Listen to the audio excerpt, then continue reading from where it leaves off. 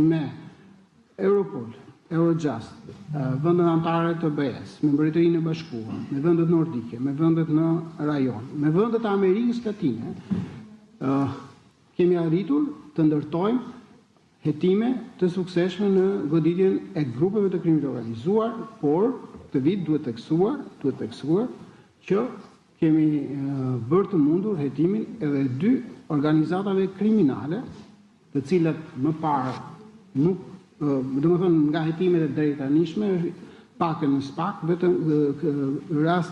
këto 2 rastet e vitit 2024 janë rastet e para të hetimit tashmë për organizat kriminale, jo për grupe të strukturuara kriminale. Është rritur ndjeshëm vlera e pasurive të sekuestruara dhe të konfiskuara. Ju i keni para të dhëna dhe kjo ka ardhur tani edhe si rezultat i asaj që ne jemi përpjekur të adaptojmë në prokurorinë e posaçme, që është krahas hetimit penal, bëjmë edhe hetim financiar, hetim pasuror, pothuajse për çdo rast që ne regjistrojmë procedim penal në prokurorinë e posaçme, kombinimi shumë i mirë që i bëjmë apo alternimi që i bëjmë mes sekuestrimit sipas parashikimit të kodit procedurës penale me sekuestrimin dhe konfiskimin sipas ligjit antimafia,